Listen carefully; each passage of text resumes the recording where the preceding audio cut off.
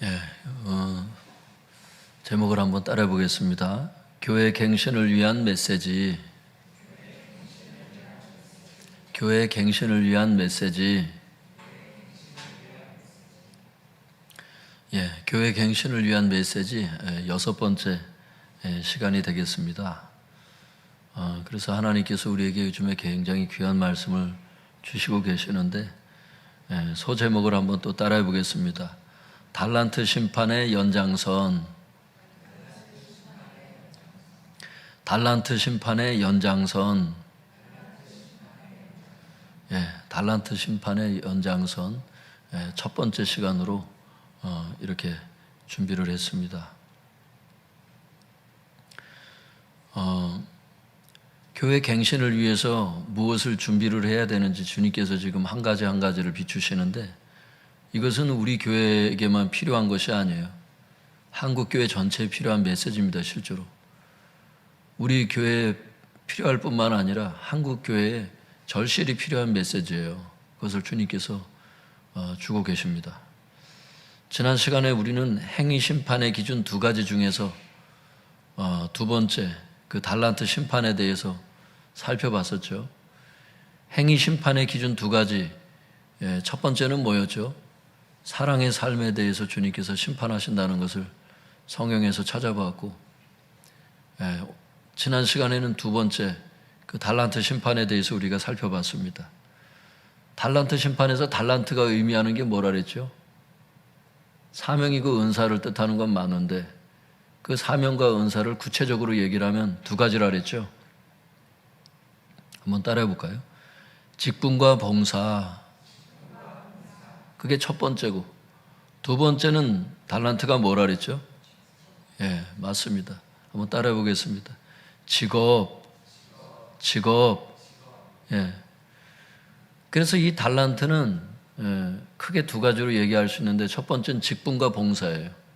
그 다음에 두 번째는 직업입니다. 직업은 다음 시간에 할 거예요. 직장 다니시는 분들, 특별히 또 앞으로 또 직장을 다니셔야 할 분들도 있을 거예요. 그런 분들 특별히 빠지지 말고 다 나오시고, 직장을 다니진 않아도 부모로서 자녀를 가리키는 분들도 있잖아요. 알고 계셔요, 이 절에서. 그래서 직업에 대해서도 우리가 알아야 되는데, 우리가 보통 생각하는 그냥 직업, 그런 정도가 아니에요. 성경에서 말씀하시는 직업이 굉장히 중요한 의미가 있습니다. 그래서 그것을 다음 시간에 우리가 나누기로 하고, 그 달란트 심판의 연장선인 거예요. 지금 우리가 지금 다루려고 하는 게 이 연장선이 한 오늘 첫 번째 시간, 다음에 두 번째, 세 번째 시간까지 가야 될 것 같아요. 연장선이. 오늘은 달란트 그 심판의 연장선 중에서 직분과 봉사에 대해서 우리가 관련 구절을 찾아보려고 해요. 이것을 다 찾아볼 수는 없죠. 근데 주님께서 비추신 중요한 말씀 한 말씀 찾아보고요. 그래서 달란트 심판을 더 깊이 깨닫고 달란트 심판을 준비하도록 그렇게 하겠습니다. 고린도전서 3장 12절에서 17절 말씀 같이 찾아보겠습니다. 고린도전서 3장 12절에서 17절입니다.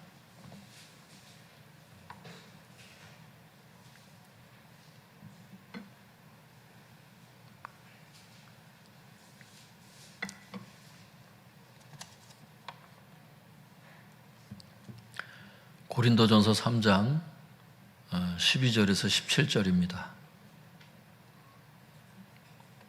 같이 읽어보겠습니다. 시작. 만일 누구든지 금이나 은이나 보석이나 나무나 풀이나 짚으로 이 터 위에 세우면 각 사람의 공적이 나타날 터인데 그날이 공적을 밝히리니 이는 불로 나타내고 그 불이 각 사람의 공적이 어떠한 것을 시험할 것임이라.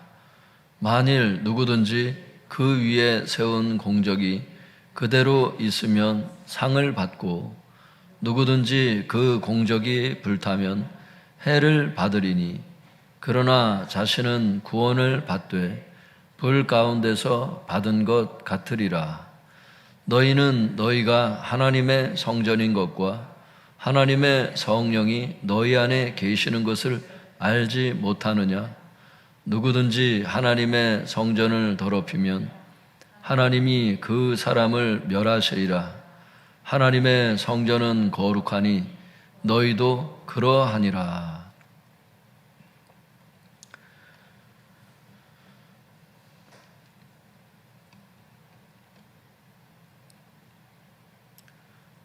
이 말씀이 뭐에 대한 말씀인지 그랜드 주석의 그 설명을 한번 제가 읽어드릴 테니까 오늘 우리가 읽었던 이 본문 말씀이 무엇에 관계된 말씀인지를 한번 들어보세요. 아볼로는 고린도 그 교회에서 목회를 했던 분이죠. 아볼로는 고린도 교인들을 말씀으로 양육하고 지도하여 교회를 굳건히 세워 나갔던 것이다. 바울은 교회 지도자들은 그들의 행위에 따라 마지막 때의 상급과 심판을 받게 될 것임을 강조함으로써 교회 지도자들이 건축자로서 어떻게 교회를 세워 나가야 할지를 경고조로 제시하고 있다. 이게 무슨 설명이에요 지금? 아볼로와 같이 교회 지도자로서 말씀 양육을 하는 자들에게 하신 말씀이라는 거예요. 우리가 읽은 그 말씀이.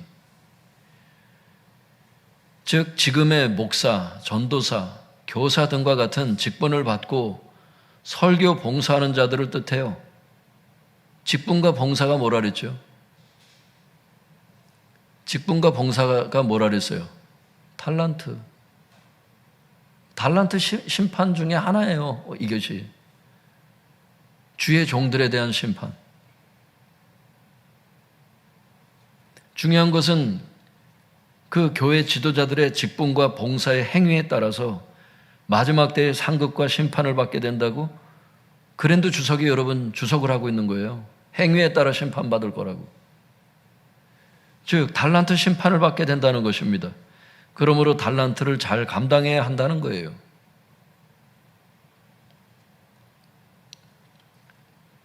김세윤 박사가 오늘 우리가 읽었던 이 본문에 대해서 김세윤 박사가 어떻게 주석을 했는지 한번 들어보세요, 여러분.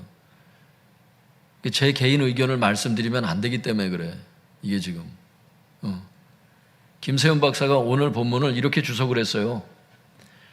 복음 선포자들이 유의해야 할 요점은 그가 어떤 재료를 써서 집을 짓는가 하는 것입니다. 가장 값지고 단단한 금으로 짓습니까? 값도 없고 쉽게 파괴되는 지푸라기로 짓습니까? 이와 같은 건축 재료라는 그림을 통해서 바울은 복음 선포자들이 왜곡된 복음이 아니라 진정한 복음을 선포하여 성도들로 하여금 바르고 굳건한 믿음을 갖도록 해야 하고 풍성한 열매를 맺는 삶을 살도록 해야 했습니다. 여러분 여기 12절에 보면 금이나 은이나 보석, 나무, 풀, 집 이런 것들이 여러분 복음을 선포하는, 쉽게 말해서 설교를 하는 질을 얘기한다는 거예요. 그래서 이렇게 얘기를 해요. 김세윤 박사가 계속해서 바울은 최후의 심판 때 복음 선포자들의 사역의 질이 드러나게 될 것이라고, 사역의 질이 드러나게 될 것을 말합니다. 사역의 양이 아니에요. 여러분 이 예배 시간에 힘들게 오셨는데 졸고 그러는 게 이게 습관이야. 잘 봐야 돼. 힘든 사람은 뒤에 가서 서서 들으라 그랬잖아요. 그 정도 열정이 있어야 설교를 듣는 거예요. 영상으로 예배 드리는 분들도 마찬가지예요.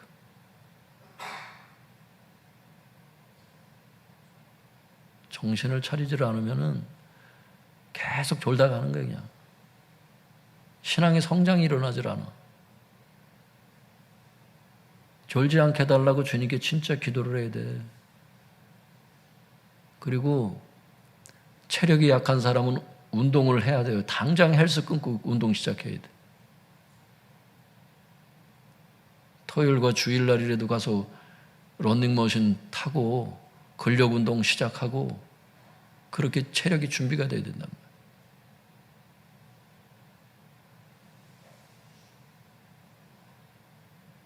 정신을 바짝 차리고 하나님께서 나에게 뭘 말씀하시는지 잘 듣고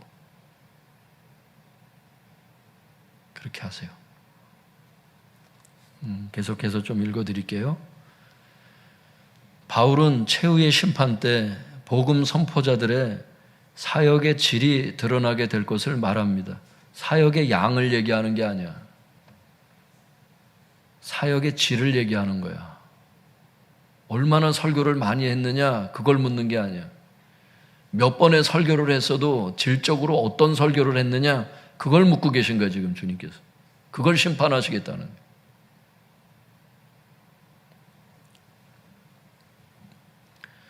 자신의 역할을 바르게 성실히 감당한 사람들은 그들의 하나님의 교회에 대한 공헌이 찬란히 드러나는 상을 받게 됩니다.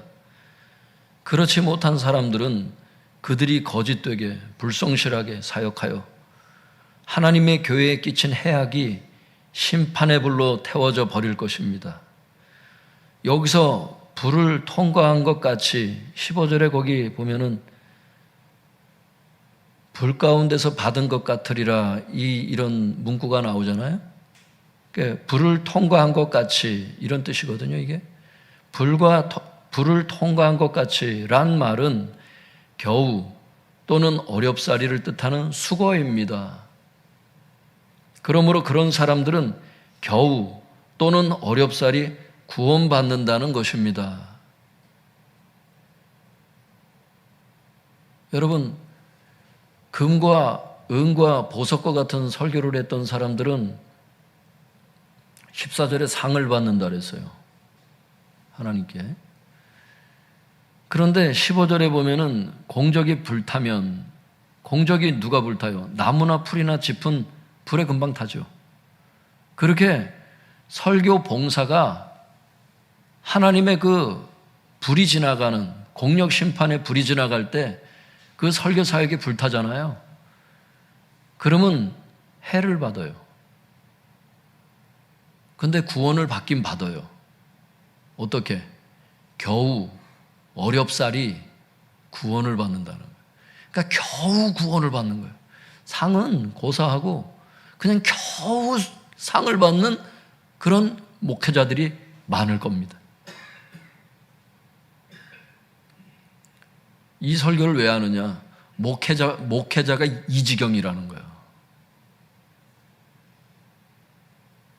목회자가 다 상을 받는 게 아니에요, 여러분. 겨우 목숨만 건지는 목회자가 엄청날 겁니다. 내가 선지자 노릇했다고 주여 주여 내가 선지자 노릇하고 많은 권능을 행하지 아니하였나이까? 내가 교회에서 귀신을 쫓아내지 아니하였나이까? 그런 사람이 많을 거라고. 그런데 여러분, 겨우 구원을 받아 일평생 주님께 신학교를 갔다가 일평생 교회를 개척하고 일평생 열심히 헌신하고 봉사하고 목회를 죽을 똥 살 똥 진짜 목회를 했는데 겨우 목숨 건지는 자가 있어요. 일반 성도들 달란트를 생각해 보라고. 목회자 달란트 감당이 이 정도야. 이걸 알고 있냐고 지금 우리가. 오늘 이 설교가 왜 중요한지를. 구원을 너무 쉽게 생각해. 사역을 너무 쉽게 생각해.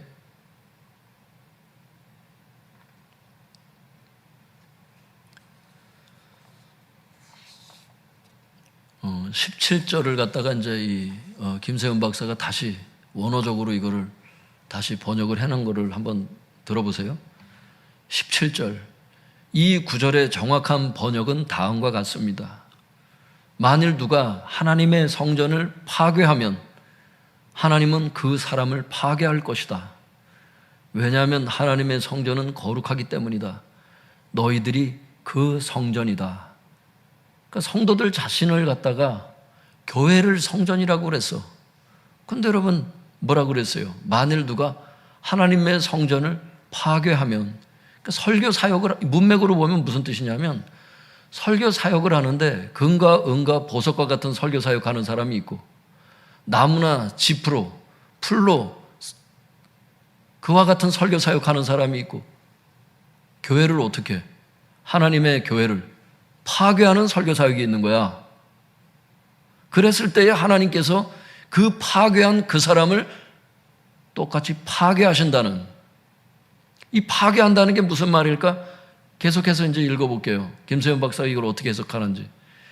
교회에서 유대 율법주의 등 율법주의 설교가 있죠. 유대교의 율법주의가 있죠. 갈라디아서가 그 율법주의를 대항해서 기록됐잖아요. 교회를 파괴하는 설교 중에 하나가 유대 율법주의 같은 그런 설교야. 교회에서 유대 율법주의 등 교회의 기반인 예수 그리스도의 의미를 약화시키거나 왜곡하는 가르침을 가르치거나 분파 행위를 하는 것은 교회의 기반을 흔드는 행위이고 하나님의 성전인 교회를 파괴하는 행위입니다. 그런 행위를 하는 자를 하나님께서는 파괴할 것입니다.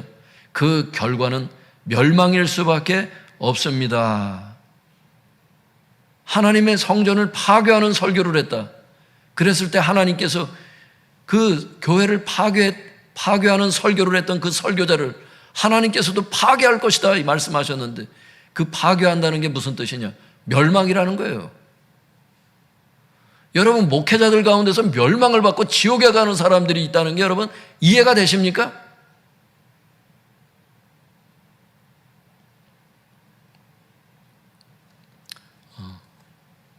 아직 조금 남아가지고 조금 더 읽어드릴게요. 사도 등 교회의 사역자들이 미천한 재료를 써서 건축을 짓는 건축자들 같이 가장 훌륭한 사역은 하지는 못하나 근본적으로 틀린 가르침을 가르치지 않는 경우 그들은 불을 통과한 자들 같더라도 구원은 받습니다. 그러니까 근본적으로 틀린 가르침은 아니야. 그런데 금과 은과 보석에 비해서는 나무, 풀, 집, 아주 허접한 설교긴 해. 금과 은과 보석에 비해서는. 그런데 근본적으로 틀린 가르침의 경우는 아니야. 그런 경우는 겨우 구원은 받을 수 있다는 거야. 그러나 이제 17절하고 관련해서 이분이 지금 주석을 하는 거예요. 그러나 그들이 근본적으로 틀린 가르침을 할 경우 그들은 하나님에 의해 파괴되고 말 것입니다. 이것은 교회의 사역자들, 아니 우리 모두에게 엄중한 경고를 뜻하기도 합니다. 성도들의 믿음을 파괴하는 게 목사들의 설교만 파괴하겠어요? 가정예배를 통해서 자녀들의 믿음을 파괴했다든지, 구역장으로서 아니면 전도를 하다가 사람들에게 잘못 전해가지고 잘못된 복음을 전해가지고 사람들의 믿음을 회파시킨다든지, 그랬을 때 그 피값을 어디서 찾을 거냐고. 그렇기 때문에 김세현 박사가 얘기를 하는 거예요. 본질적으로는 목회자와 같은 지도자들에게 주시는 메시지가 오늘 본문 내용이긴 하지만 이것은 교회의 사역자들, 아니 우리 모두에게 엄중한 경고를 뜻하기도 합니다. 이렇게 주석을 끝맺는 거예요. 요점은 뭐예요? 주님께서 최후의 심판 때에 말씀 사역자들의 사역의 질을 심판하신다는 겁니다. 즉 그들의 직분, 봉사의 행위에 대해서 달란트 심판을 하신다는 거예요. 이때 금이나 은이나 보석과 같은 설교 사역을 해서 상을 받는 사역자가 있고, 나무나 풀이나 집과 같은 그런 허접한 설교 사역을 해서 그동안 평생 했던 설교 사역이 불타고 겨우 구원을 받는 사역자가 있고, 근본적으로 틀린 설교 사역을 해서 멸망을 받는 사역자가 있다는 거예요. 그래서 달란트 심판을 생각하면서 달란트를 잘 감당하라고 말씀하시는 게 오늘 본문 얘기입니다. 달란트를 잘 감당하라는 거예요. 목회자들이 이 정도로 심판받는다는 거예요. 나머지 성도들은 말할 게 뭐가 있냐는 거예요. 오늘 주석 마지막 세 번째 주석을 좀 읽어드릴게요. 이게 지금 똑같은 이게 이 한 본문을 놓고 지금 이 주석들이 얘기를 하는 거예요. BKC 주석을 제가 읽어드리도록 하겠습니다. 오늘 본문에 대해서 12절에서 17절에서 바울은 세 부류의 사역자들에 대해서 언급하고 있다. 지혜로운 사역자 14절, 미련한 사역자 15절 이렇게 써 있어요. 파괴적인 사역자 17절. 심판날이 오면 그리스도께서 그의 종들을 공적에 따라 심판하실 것이다. 이 심판은 봉사에 관한 문제로, 봉사에 대해서 심판하신다는 거예요. 설교 봉사. 봉사에 관한 문제로 양이 아닌 질의 차원에서 판단되는 것이다. 그러니까 양에 대한 심판이 아니야. 설교의 질에 대한 심판이 온다는 겁니다. 여기서 BKC 주석에서 얘기하는 지혜로운 사역자가 누구겠어요? 그 김세윤 박사의 말에 의하면 금이나 은이나 보석과 같은 설교 사역을 해서 상을 받는 사역자가 지혜로운 사역자라고 지금 BK 주석에서는 얘기하고 있는 거예요, 성도님들. 미련한 사역자는 누구예요? 나무, 풀, 집과 같은 설교 사역을 해서 설교 사역이 불타고 겨우 구원을 받는 사역자를 미련한 사역자라고 얘기를 한 거예요. 파괴적인 사역자는 누구겠어요, 그러면? 근본적으로 틀린 설교 사역을 해서 멸망을 받는 사역자를 얘기를 하는 거예요. 사랑하는 성도 여러분, 주님은 최후의 심판 때 교회 지도자들에 대한 직분 봉사 행위에 대해서 달란트를 심판하십니다. 이때 상을 받는 지혜로운 사역자가 있을 것이고 겨우 구원을 받는 미련한 사역자가 있을 것이고 멸망을 받는 파괴적인 사역자가 있을 것입니다.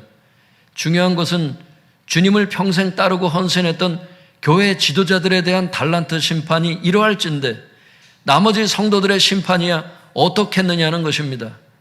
바라기는 주님께서 맡겨주신 직분과 봉사의 달란트를 잘 감당하시길 바랍니다. 그래서 달란트 심판을 준비하시기를 바랍니다. 어떤 사람은 그래요. 믿음으로 구원을 받는데 왜 달란트 심판을 받는데 파괴를 받는 그런 사역자가 있냐고. 그러니까 앞에 설교를 들으라는 거예요. 행위심판이, 왜 행위심판이 있는지를. 칭의를 맨날 과거의 칭의로 생각하지 말고 법정적인 의미로만 맨날 무죄선언이라고 생각하지 말고 관계적인 의미가 있다는 거 아니에요. 지금 신학이 그걸 발견을 했잖아, 신학자들이 지금. 하나님의 관계를 파괴한 사역자들에 대한 심판이 여기 있는 거예요, 지금. 예, 성도님들, 오늘 본문이 달란트 심판에 대해서 전부 다 언급할 수는 없죠. 성경에 나온 달란트 심판을 어떻게 다 얘기를 하겠습니까? 그러니까 샘플로 그냥 교회 지도자들에 대한 설교 심판에 대해서 지금 대표적인 거 하나만 지금 본 건데, 교회 지도자들이 한국에도 많이 있죠. 목회자가 많이 있고 신학교 교수들이 많이 있죠. 근데 하나님은 그 사람들을 심판하는데 세 부류로 심판한다는 거야. 상을 받는 지혜로운 사역자가 있고 겨우 구원을 받는 미련한 사역자가 있고 또 근본적으로 틀린 설교를 해서 교회를 파괴했던 그런 사람들에게 하나님께서 그 사람들의 멸망시키는 그런 파괴적인 사역자가 있다는 거예요. 오늘 본문이 교회 지도자들의 설교 사역에 대한 달란트 심판이기 때문에 설교 사역과 관련을 해서 2015년 6월 29일자 CBS 뉴스에 나온 기사를 제가 읽어드리겠습니다. 그 기사 제목을 한번 따라해 주시면 감사하겠습니다. 설교 표절은 교인 영혼까지도 병들게 만든다.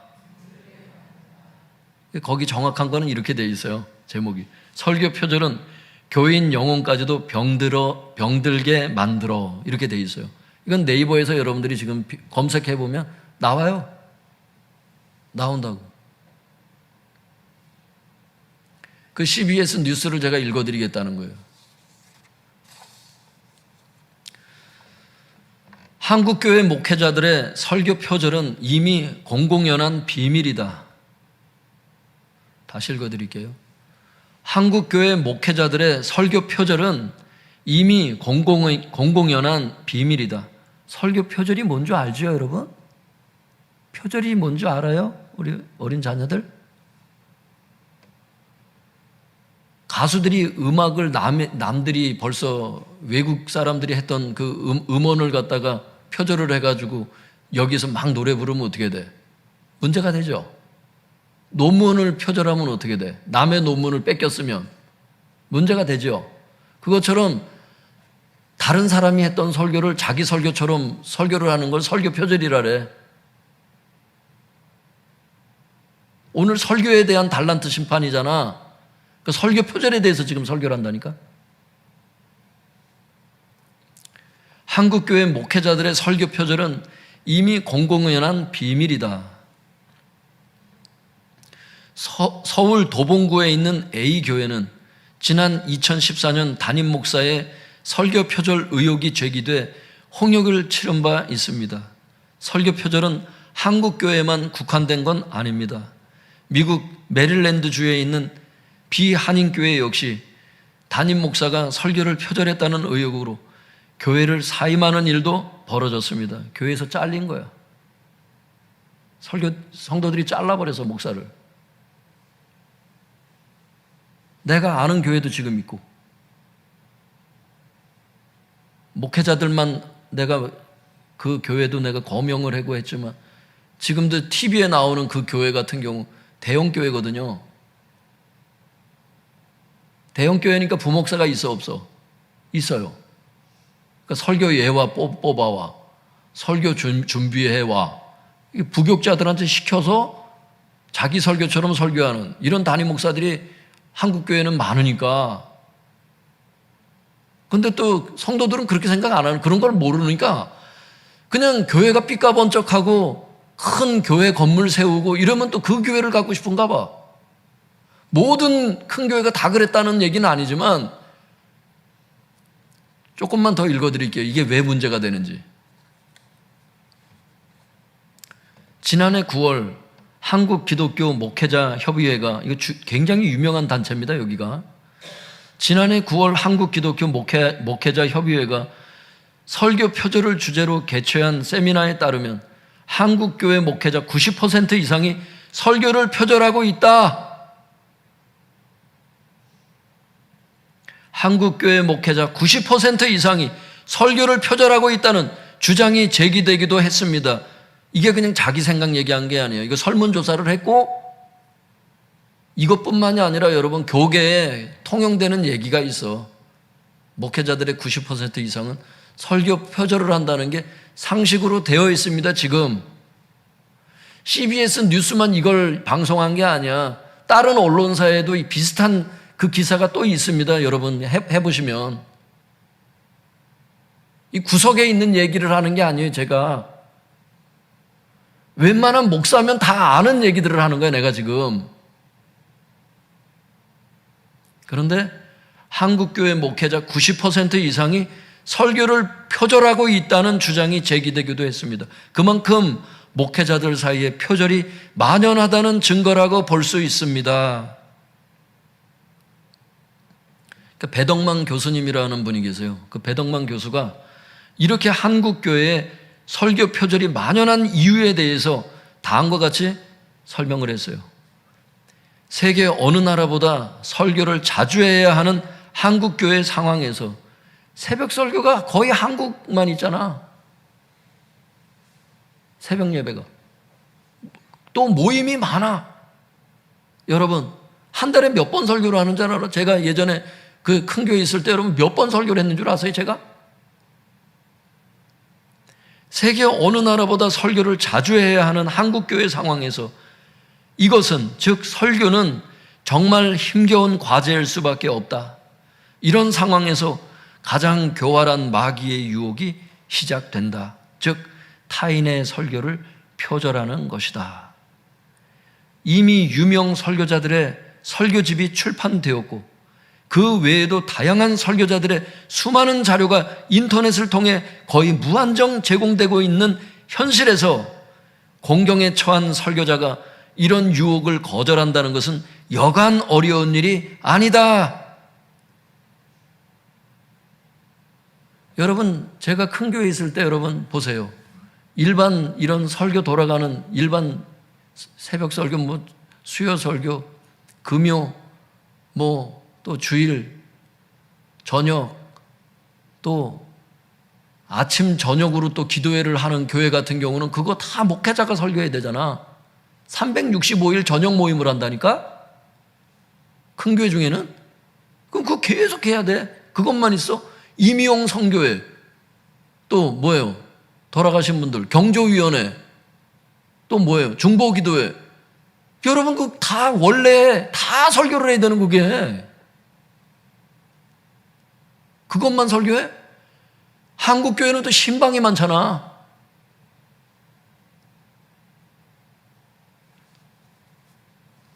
한 번은 제가 이제 장신대 다닐 때인데, 그때 이제 여러분 내가 얘기만 하면 아는 그 큰 교회 있어요. 그 서울에. 그때 이제 서울 살고 있을 때 사모님이 이제 그 교회 등록해서, 또 고모님도 이제 거기 우리 친고모님도 거기 이제 교회 권사님이시고 지금, 그런데 그 교회 이제 등록을 해서 다니니까 신방을 나오셨더라고, 부목사님이. 그러니까 난 전도사 때고. 그래도 목사님이 나오셨으니까 이제 참석을 해서 같이 예배를 드렸어요. 그랬더니 이 설교책을 갖고 오더라고. 스프링으로 이렇게 박혔더라고, 스프링으로. 이만한 두께의 그 스프링이 박힌 설교집을 이렇게 갖다 놓더니 이렇게 피더니 여기 설교가 다 돼 있더라고. 그 차례가 우리 집인가 봐. 거기에 걸림당해가지고 내가 설교를 들었어. 근데 그 다음 장은 이제 다른 교회, 다른 집이 이제 그 다음 집을 또 신방할 건가 봐. 난 그렇게 설교하는 걸 봤네, 내 눈앞에서. 그 시중에 나온 책을 그냥 사서 나는 굉장히 놀랐어요. 난 놀랄 수밖에 없어. 보통 신방을 간다 그러면 목회자가 일찍 나와서 하나님 이 가정에 주시는 말씀이 뭡니까? 그 일일이 다 말씀을 받아갔거든? 근데 이거 그냥 그걸 갖다가 그냥 펴가지고 그냥 그 다음 장 이렇게 해서 그냥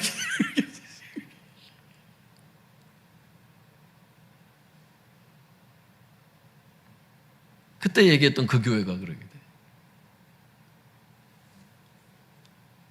난 누구한테 들은 얘기를 하는 게 아니라 내가 그냥 직접 경험한 얘기만 해도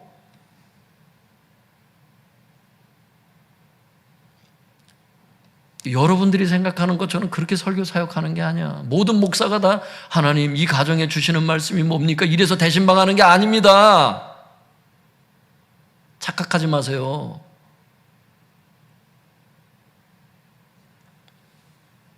목회자들 평균 기도 시간 그거 설문조사한 게 있어. 얼마인 줄 아세요? 20분이 채 20분 이하야. 하루에 기도하는 시간이. 여기 계신 성도님만큼도 기도 안 할걸? 내 목회자들 욕하려는 게 아니라 현실을 얘기를 하는 거예요. 왜?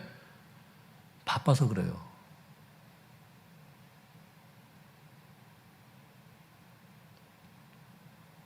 큰 교회 그 새벽 기도회 이렇게 나가보잖아요. 그럼 목회자들 맨 뒤에 앉아서 기도를 하잖아. 근데 한번 그 보신 분들 있으세요? 뭐 어떻게 하고 있어? 다 졸아요, 대체적으로. 잠바 입고 나와가지고 거의 다 졸잖아요. 왜? 피곤하니까. 하루에 4시간밖에 잠을 못 자는 상황인데 여러분 견딜 수 있나? 저도 큰 교회 있을 때 새벽 기도를 나가는데 나도 졸리더라고. 나 솔직히 얘기하는 거예요. 그래가지고 내가 그 새벽 기도 끝난 다음에 고등부실 내려가가지고 나 따로 기도했어, 내가. 새벽 기도를 2번 했다고, 내가 혼자. 하루에 4시간씩 자니까 이 체력이 한계가 오니까요. 내가 살아야 되겠더라고. 졸립다고 그냥 막 설교 시간에 졸고 막 기도 시간에 졸고 그냥 이렇게 가면 여러분들만 손이야. 그렇게 가면 여러분 영이 살질 않아. 몸부림을 쳐야 된다니까, 몸부림을. 신앙생활을 그냥 뭐 어떻게 하는 거야 도대체?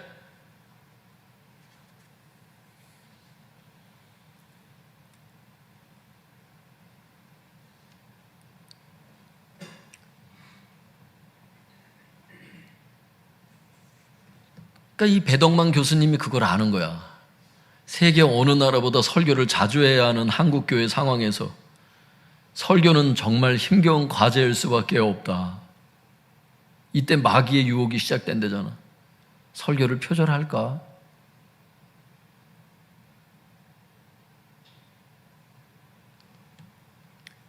여러분들이 생각하는 것보다 이런 문제 때문에 문제 휩싸인 교회가 상당히 많다. 상당히 많다. 표면에 드러나 있질 않아서 그렇지. 자기 교회 얘기하는 거 싫어하잖아. 그러니까 쉬쉬 다 덮어서 그렇지 의외로 그게 많다.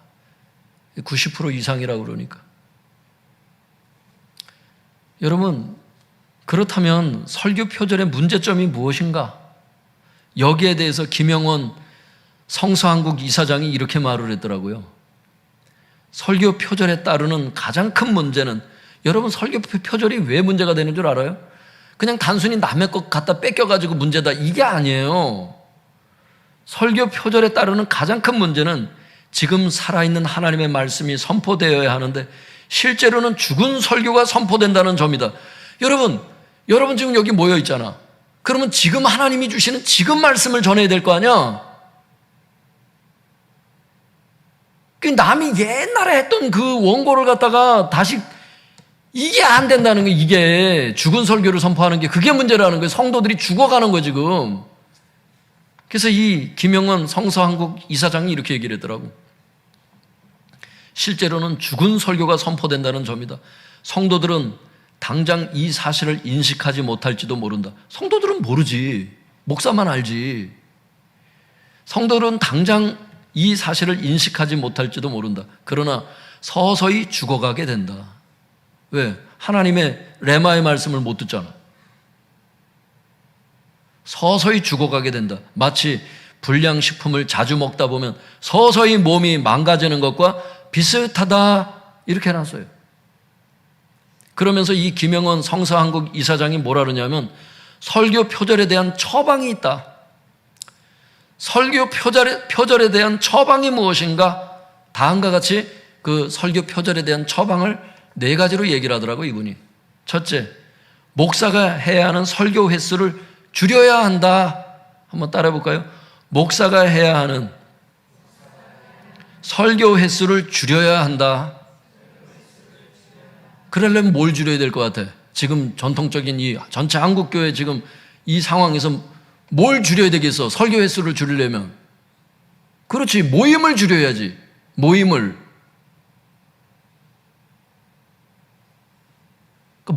위한 모임도 많은 것 같아. 아니, 주님께서 성경에 나오지도 않는 모임들을 왜 그렇게 많이 만들어놨는지 모르겠어. 무슨 여성교회, 이래가지고 그냥 그런 것부터 시작해서 무슨 바자회,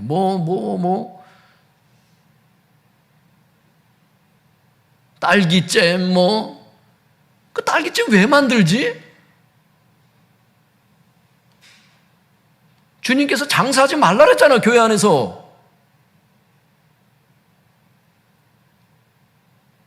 몰라, 성도들은 그냥 목사가 시키니까 그냥 따라가고 그냥.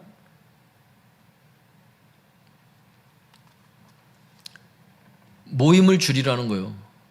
이거는 한두 사람 얘기하는 게 아니에요. 많은 사람들이 얘기를 해. 한국 교회는 필요 이상의 모임들이 너무 많다는 거예요.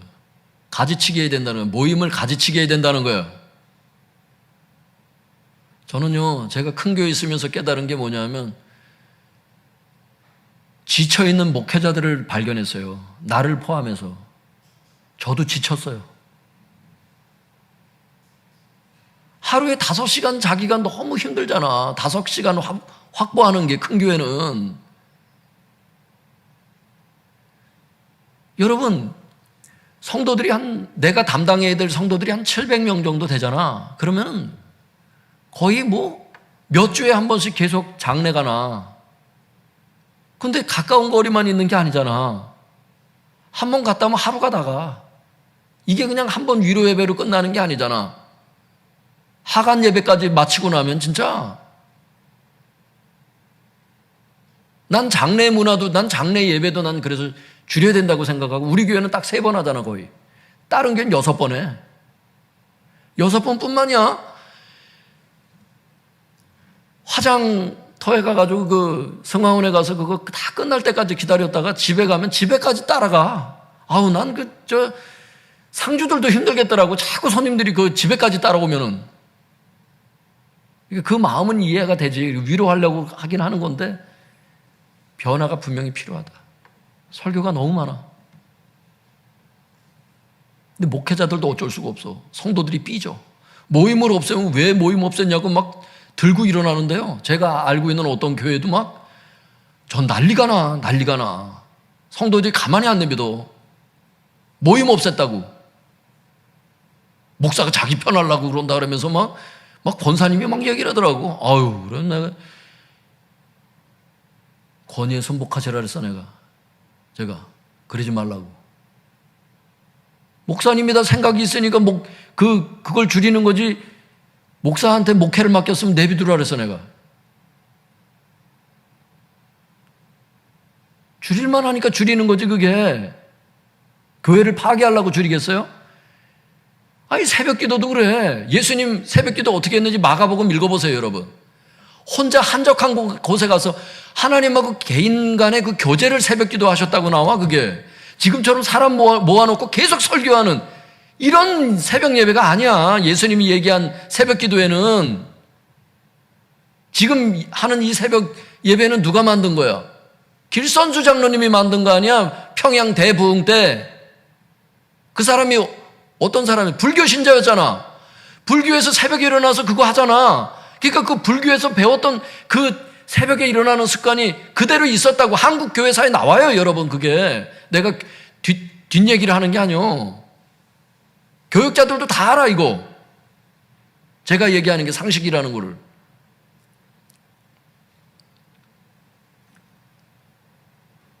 근데 이 불교 신자가 은혜를 받았잖아. 길선주 장로가 돼가지고. 그래서 새벽에 모여가지고 이제 혼자 기도를 하기 시작하는데 성도들이 모이니까 성령이 강하게 임했잖아요. 그때 평양 대부흥 때. 그러니까 기도를 하지 않고는 견딜 수 없는 마음에 그냥 그때는 불처럼 일어났거든. 근데 지금 성령님이 그렇게 강타하셔? 평양 대부흥처럼 임하냐고. 나는 성령님이 강하게 임하면 일주일 1년 내내 모임을 가져도 괜찮다고 생각해요 저는. 근데 성령님이 인도하지 않는 모임을 계속하기는 어려워. 새벽 예배를 드리지 말아라 이 뜻이 아니에요. 제가 지금 드리는 말씀이. 성령님이 인도하는 것만큼 모임을 갖고 불필요한 모임은 좀 가지치기 하라는 거예요. 과감하게. 몇 번을 설교를 하더라도 제대로 설교를 해. 설교의 질을 높여라 이거야.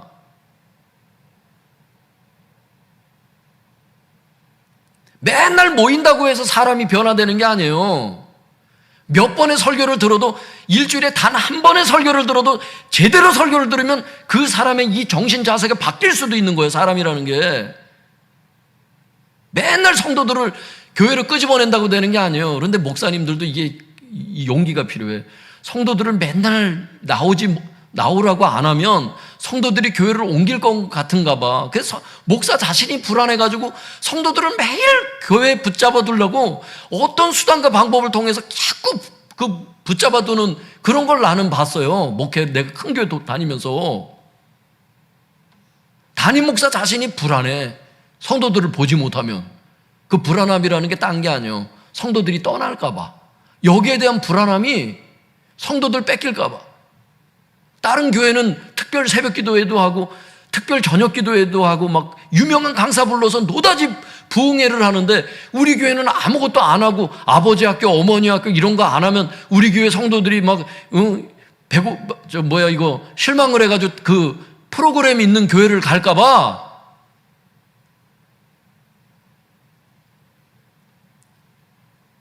그러니까 현재 체제는 계속 유지가 돼야 되고 지금 있는 모임은 없앨 수 없고 계속 더 모임을 만들어야지 더 성도들을 모이게 해야 되니까 설교가 늘어나면 늘어나지 앞으로 줄지 않습니다. 한국교회는 이대로 가면. 그러면 잠은 못 잤고 설교는 해야 되고 그럼 뭐 같아요 여러분? 당연히 인터넷을 뒤지지. 6만 원 내면은 설교 해주는 그 사이트가 20군데 있어요. 우리나라도.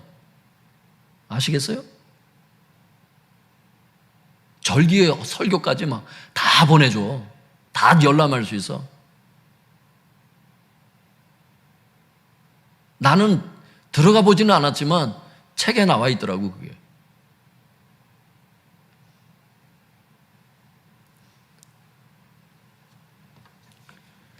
여러분, 이게 무슨 뭐 잘난 척을 하고 뭘 하고 하는 게 아니에요. 현실이 이렇다는 걸 난 솔직히 얘기하는 거야, 지금. 근데 지금 김영은 성서한국 이사장이 얘기를 하더라고. 설교 표절에 대한 처방 첫 번째는 설교 횟수를 줄여야 한다. 두 번째, 목사는 목회에 필요한 다른 훈련보다 설교 훈련을 잘 받는 것이 필요하다. 왜?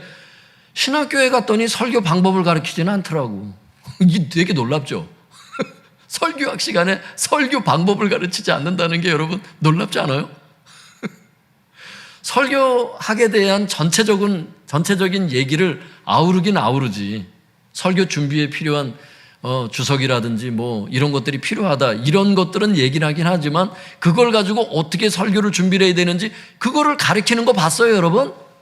우리 당대에 없었고 우리 부목사님들도 그런 거 경험을 못 해봤을 거야, 아마. 그죠? 응. 없어. 안 가르쳐. 결국엔 여러분 목사 자신이 목회를 하면서 설교하는 방법을 자기가 터득해야 되는 건데 하나님의 인도하심을 통해서 이제 배워가야 되는 거예요, 그게. 그런데 모임이 많아. 근데 설교 방법을 어떻게 배워? 이게 시간과의 싸움인데 설교 준비는.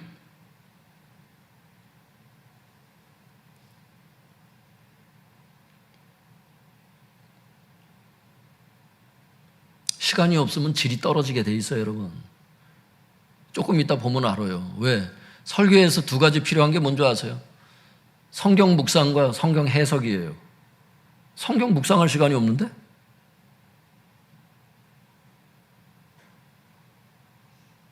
성경 묵상할 시간이 없는데? 성경 읽을 시간 없어요, 큰 교회에서 진짜로.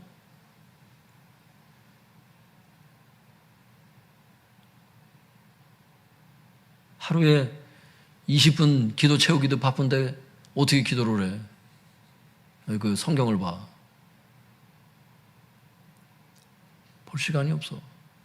주님께서 교회 개척하라 그래가지고 교회 개척한 다음에 주님께서 처음 명령이 그거예요.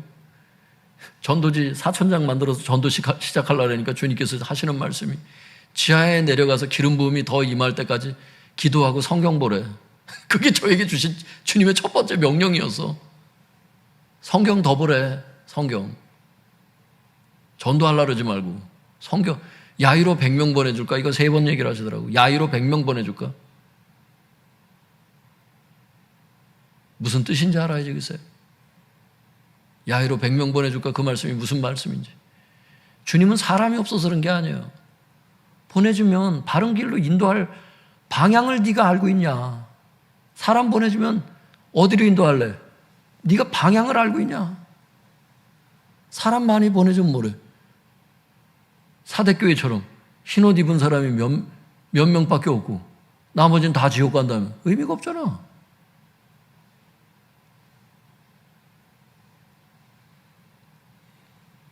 그래서 이 성서한국 이사장이 얘기하기를 두 번째 목사는 목회에 필요한 다른 훈련보다도 설교 훈련을 잘 받는 것이 필요하대. 세 번째는 목사가 성공주의, 목회 성공주의, 교회 성장주의, 자기 과시 유혹 여기에서 벗어나야 한대. 그래야 여러분 설교 표절을 안 한대. 자기 과시 유혹에 빠져봐. 설교를 멋지게 해야 될 거 아니오. 그래서 여러분 설교하게 내가 예전에 그 장신대에서 배울 때 보면 재수취어를 어디서 취하는지도 다 표시해서 그걸 하래. 그렇게 가르치고 그거 자체가 나쁜 건 아니지만 어쨌든 자기 과시 유혹이 있어요, 여러분. 멋지게 설교를 하고 싶은 목사로서 교회 성장주의, 설교를 잘해야 성도들이 많이 모일 줄 알고 남의 걸 뺏겨서라도 좋은 설교를 하려고 하는 거야. 목회 성공주의, 목회에서 내가 성공하지 않으면 어디서 성공하나? 목회 성공주의. 여기에서 벗어나야 설교 표절을 하지 않는다는 거예요. 이 세 가지 때문에 설교 표절하는 경우가 많으니까. 마지막 네 번째. 다른 것을 충분히 못하더라도 난 이 네 번째가 이분이 되게 훌륭한 분 같아요. 어떤 분인지 모르겠지만 이 네 번째가 이거 쉽지 않은 얘기거든. 근데 이걸 알더라고 이분이. 한번 네 번째 따라해 보실래요? 다른 것을 충분히 못하더라도 설교 하나만은 제대로 해야 한다. 그렇게 생각해야 된대, 목사는. 주님께서 예전에 저에게 주셨던 메시지가 그거거든요. 한 가지만이라도 족하니라. 마르다야 마르다야. 이 한 가지만이라도 족하니라. 이 한 가지가 뭐야? 마리아처럼 앉아서 주님 말씀 듣는 거. 그거 한 가지로 족하다는 거. 말씀 주님께 듣고 주님께 말씀을 들으면 설교거리는 당연히 나올 거고 주님 인도하실 거고, 주님의 말씀을 들으면 여러분 파워가 생겨요 안 생겨요? 마음의 스페이스가 생겨요 안 생겨요? 주님의 말씀을 들으면 그게 다 거기서 나오는 거거든, 에너지가.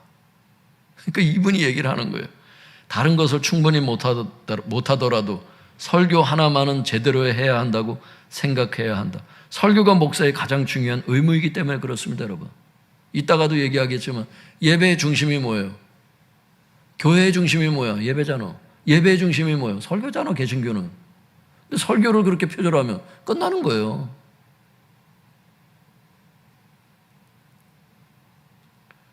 설교 준비하기가 힘들잖아.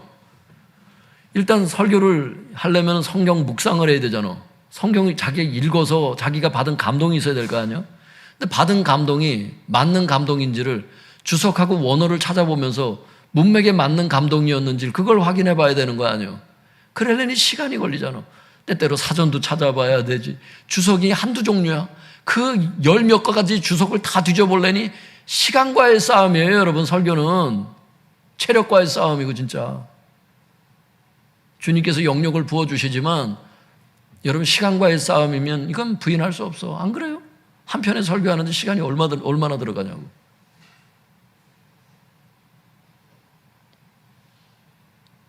한 번은 우리 설교학을 가르쳤던 정장복 교수님이 그러시더라고요.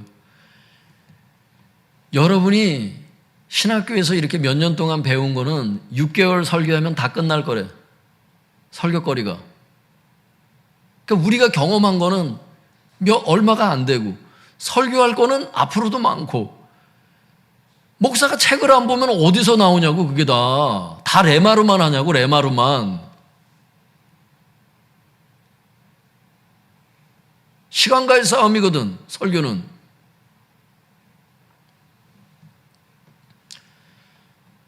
그러니까 다른 것을 충분히 못하더라도 설교 하나만은 제대로 해서 설교 달란트 심판 잘 받고 넘어가자, 이런 사고방식으로 목회를 해야지. 지금은 아버지 학교, 어머니 학교, 무슨 학교에서 프로그램은 넘쳐나요. 근데 사람들은 배고프대.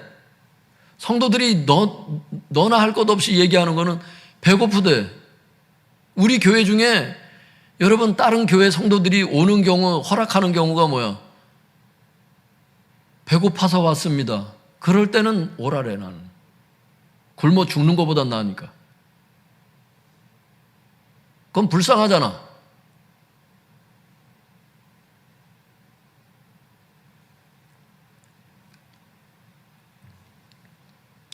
하나님께서 말씀을 주셔서 다 할 수 있고 다 이게 하나님의 은혜로 되는 것인데, 어쨌든 시간 싸움인 그런 부분이 있는 것을 알 수 있기를 바랍니다. 모임을 줄여서라도, 설교 횟수를 줄여서라도 자기가 할 수 있는 그 페이스가 있어. 자기 그 페이스가 있다고. 자기 체력의 한계가 있고, 한계를 만드신 게 하나님이요. 그 한계를 자꾸 나쁘게 생각하면 안 돼요. 한계는 하나님이 정하신 거예요. 거기 순응해야 돼. 순응해야 돼.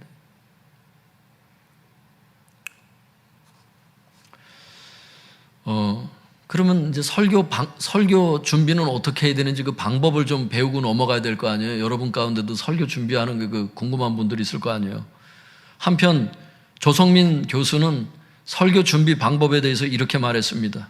설교는 하나님의 말씀인 신구약 성서의 한 부분을 설교자가 먼저 묵상을 하고 관찰하여 적용할 내용을 파악한 후에 그 본문의 의미를 올바로 이해하기 위하여 해석학의 방법을 사용하여 해석한 내용을 전달하는 것이다. 여기 해석학의 방법이라는 건 딴 게 아니에요, 여러분. 어려운 게 아니야. 원어를 찾아본다든지 번역본을 본다든지 주석을 참고하든지 사전과 같은 이런 여러 지명사전이라든지 또 지도사전 여러 가지가 있잖아요. 그 사전들을 다 참고를 해야 돼. 여러분, 특별히 사도행전과 같은 설교를 지난번에 언젠가 했었는데 사도행전 설교를 하면서 지도를 안 찾아볼 수가 없게 돼 있잖아. 그게 읽어보면 어디에 갔다가 어디로 갔다가 1차 전도여행, 2차 전도여행, 3차 전도여행, 이걸 여러분 안 찾아볼 수가 없잖아. 그래서 설교는 뭐냐? 성경을 묵상하고 성경을 연구 해석하여 그것을 전달하는 것이 설교다. 이렇게 이분이 얘기를 하면서 이 조성민 교수가 뭐라냐면 여기서 성경 묵상과 성경 연구가 함께 가야 되는 이유, 그 중요성에 대해서 이렇게 얘기를 하더라고요. 그러니까 설교의 그 준비 과정이 크게 두 가지가 있어요. 한번 따라해 볼까요? 성경 묵상, 성경 연구, 이 두 가지가 반드시 함께 가야 된다는 거예요. 이 성경 묵상과 성경 연구가 왜 가야 되느냐? 조성민 교수가 이렇게 얘기를 해요. 성경 묵상을 통해서 깨달아진 말씀이지만 그 지식이 본문의 문맥에 맞는 것인지를 해석자는 확인하고 검증해야 한다. 내가 성경 묵상에서 받은 감동이, 여러분, 내가 기도할 때 오는 감동이 맞는지를 어떻게 검증해야 되잖아. 검증이 안 된 상태에서 이게 이제 주님의 감동이다 그러면 이제 일나는 거예요. 그게 이제 지난번처럼 그렇게 전 다 되는 거예요, 막. 아유, 이게 성경에 얘기해. 너희만 하나님의 음성을 듣느냐는 거예요. 고린도전서에. 하나님이 너희에만 하나님이 되냐는 거예요. 다른 사람한테 얘기해서 검증을 받으라는 거예요. 검증을. 예언의 은사도 그렇고 방언 통변도 마찬가지잖아요. 근데 검증을 안 받아. 한국교회는 대체적으로 이 성도들이 그냥 혼자 기도하다가 그냥 막 불이 붙어가지고 막 이러면 막 그냥 이게 다 주님의 감동이로 알아. 감동 틀리는 게 얼마나 많은데. 정신 나간 사람들아. 여러분들은 순종을 잘하겠지만 어떤 사람들은 글쎄 정신 나간 짓을 해요. 목사님한테 와가지고 뭐 어쩌고 저쩌고 아유, 참. 성경을 묵상을 했으면 그 깨달아진 말씀이 본문의 문맥에 맞는지를 해석자는 확인하고 검증해야 된다. 이런 과정을 통해서 설교자는 성경 본문의 의미를 올바로 이해할 수 있고 성경 묵상을 통해서 자신이 깨닫고 적용하려는 내용들이 올바른 것인지를 확인할 수 있다. 성경 묵상에 대해서 반드시 성경 연구를 해야 된다는 거예요. 성경 묵상과 성경 연구는 같이 가야 된다는 거예요, 이분 주장이. 이거는 뭐 더 이상 경험해 본 분들이라면 다 알기 때문에 더 이상 할 말이 없고요. 그 다음에 이런 중요한 얘기를 해요. 설교자가 설교할 성경 본문에 대한 깊은 묵상 없이, 이제 이번에는 뭐가 문제가 되냐면 주석만 찾아보는 사람이 있어. 그러니까 성경 묵상 없이 어떤 성경 구절이 궁금하다 그러면 주석부터 찾아보는 사람이 있어. 그런 사람에 대한 이 정신나게 하는 말씀을 이제 이 조성민 교수가 지금 얘기하는데, 설교자가 설교할 성경 본문에 대한 깊은 묵상이 없이 성경 주석을 의지하여 설교문을 작성하여 설교한다면 설교를 듣는 청중들에게 지식과 정보의 전달은 가능할 것이다. 그러니까 성경 묵상하지 않고 다이렉트로 그냥 주석부터 보는 사람은 지식과 정보 전달은 가능하대. 하지만 이런 정도에서 설교문을 작성한다면 생명력 있는 하나님의 말씀이 전달될 수 없고 청중들로부터 생명을 걸고 실천하려는 의지는 나타나지 않을 것이다.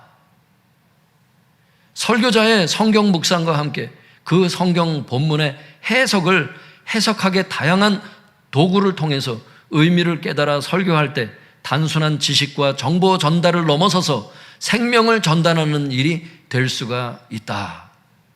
이게 무슨 얘기예요? 성경 묵상과 성경 연구가 함께 갈 때, 반드시 이 두 가지가 함께 갈 때 생명력 있는 설교, 근과 은과 보석과 같은 설교를 할 수가 있다는 것입니다. 마지막으로 전문가들이 이렇게 얘기를 하더라고요. 제가 한번 읽어드릴게요. 설교 사역은 개신교 예배에 있어서 중심적인 위치를 차지하는 매우 중요한 사역이다. 왜냐하면 설교 사역이 제대로 수행이 된다면 성도들이 말씀에 순종하는 삶을 살게 되어 교회가 새로워지고, 설교 사역이 제대로 수행이 되지 않는다면 성도들이 말씀에 순종하는 삶을 제대로 살지 못하여 교회가 타락하기 때문이다. 이런 의미에서 설교 사역을 갱신하는 데서부터 한국교회의 갱신이 시작된다고 볼 수 있다. 즉 설교 사역의 갱신이 한국교회의 갱신의 결정적인 열쇠이다. 한국교회의 갱신이 멀리 있는 게 아니라는 거예요. 설교부터 갱신시키라는 거예요. 그러면 한국교회는 갱신이 된다는 거예요.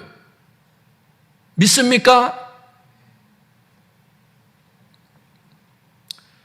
사랑하는 성도 여러분, 주님께서는 최후의 심판대에서, 최후의 심판대, 설교 사역에 대해서 달란트 심판을 하십니다. 이때 우리가 목사와 전도사로 설교 사역을 했든, 교사로 설교 사역을 했든, 가장으로 설교 사역을 했든, 금이나 은이나 보석과 같은 설교 사역을 해서 상을 받는 지혜로운 사람이 될 수 있기를 축복합니다. 나무, 풀, 집과 같은 허접한 설교 사역을 해서 설교 사역이 불타고 겨우 구원을 받는 미련한 사람이 되지 않기를 바랍니다. 또한 근본적으로 틀린 설교 사역을 해서 멸망을 받는 파괴적인 사람이 되지 않기를 바랍니다. 아울러 설교 사역의 갱신을 통하여 한국교회가 갱신되기를 예수 그리스도의 이름으로 축복합니다. 제 설교 원고는 여기서 끝났어요. 여러분, 설교 사역의 갱신을 통해서 한국교회가 갱신된다는 거예요. 성도들을 움직일 수 있는 힘은 설교 사역이라는 거예요. 설교 사역이 제대로 되면 성도들이 순종을 해서 교회가 새로워지고, 설교 사역이 타락하고 엉터리로 설교 사역을 하게 되면 성도들이 불순종하게 돼서 교회가 타락하게 된다. 교회가 왜 타락했어요? 설교가 타락해서 타락된 거예요. 한국교회 90% 목회자, 한국교회 목회자들의 90% 이상이 설교 표절을 하기 때문에 이 지경이 된 거라고. 제가 어떤 책을 읽어보니까 거기 이렇게 돼 있더라고. 그 유명한 그러니까 이런 신학 교수인데, 어떤 사람인데, 한국교회 그 대형교회 그 설교자들 있잖아요. 이런 설교집들 많이 내잖아요. 그걸 펼쳐놓고 이분이 연구를 했나 봐. 발전이 없대. 어떻게 이렇게 발전이 없을까? 막 거기다 그렇게 써놨더라고. 그 책에다가, 이분 책에다가. 어떻게 이렇게 설교가 발전이 없을까? 그러니까 책을 읽고 연구하고 하다 보면 신학의 지평이 넓어지고, 예전엔 칭의, 성화, 영화 이 세 가지만 알았는데 신학 서적을 계속 읽다 보니까 칭의 그런 개념만 있는 게 아니구나. 이 신학의 지평이 넓어지게 돼 있잖아요. 공부를 하다 보면 자꾸. 근데 시간이 10년, 20년, 30년이 지나는데도 똑같은 목회만 하는, 그러니까 여기서 목회는 이제 설교 사역으로 얘기를 하는 거죠. 그 교수님이 놀래더라고. 시중에 나와 있는 유명한 목사님들 설교집을 다 찾아가지고 연구를 했나 봐, 이분이. 근데 책을 냈어요. 근데 어떻게 이렇게 설교 발전이 없는지 막 써놨더라고, 거기다. 왜 그런 것 같아? 난 이 설교 표절에 대한 거 읽어보고 알았어. 그 사람이 그 사람이야. 그 설교가 그 설교야. 자기에게 주신 레마의 말씀들이 사람들이 원래 있어야 되는 게 정상이거든. 근데 다 똑같아. 90% 이상은 다 똑같아. 그냥 다 끄집어다가 남의 설교 뺏기는 거예요. 그냥 급하기 때문에.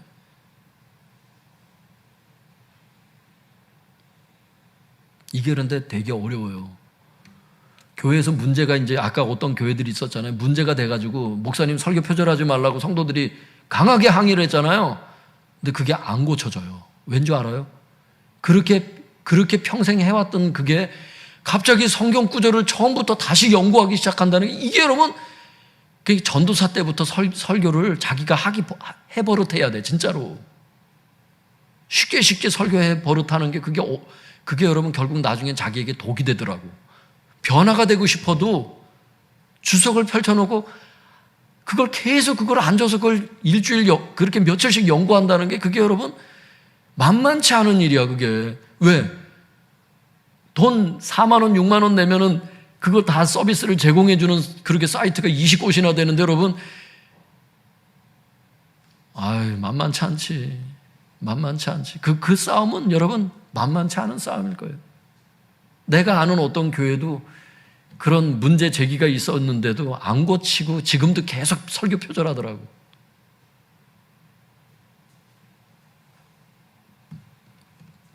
여러분, 한국교회 목회자들을 위해서 기도하시고 우리 교회 저를 비롯해서 우리 사역자들을 위해서 여러분 또 교사들을 위해서 여러분 설교 사역을 위해서 기도해 주세요. 그리고 이 교회 지도자에 대한 심판이 이 정도로 강력하게 이런 심판을 주님이 하신다면 여기에 지금 설교하지 않은 달란트에 대한 여러분들에 대한 각자의 심판은 어떻겠어? 하나님이 주신 봉사에 대해서 오중직임 세운 목적이 성도를 온전케 하고 봉사의 일을 하게 하여 그리스도의 몸을 세우게 하려 하심이라는데 봉사를 안 해. 어떤 사람은 또 봉사를 안 해. 봉사 이름을 저 주보에 기록을 해도 아주 불성실해. 어떤 심판을 받을 것 같아요, 여러분? 그래서 이 시간 직분과 봉사에 대한 달란트 심판 중에 지극히 일부분을 오늘 우리가 살펴본 거긴 하지만 각자 맡은 달란트, 이 직분과 봉사를 성실하게 감당하게 해달라고 기도하시고 게으름의 죄가 있었다면 회개하세요. 그리고 지옥 가지 말고 궁극적인 구원받고 상을 받게 해달라고 이 시간 여러분 자신을 위해서 또 교육자들을 위해서도 여러분 중보해 주시기를 부탁을 드리겠습니다. 이 시간 주여 주여 세 번 부르짖고 통성해서 기도하겠습니다. 주여!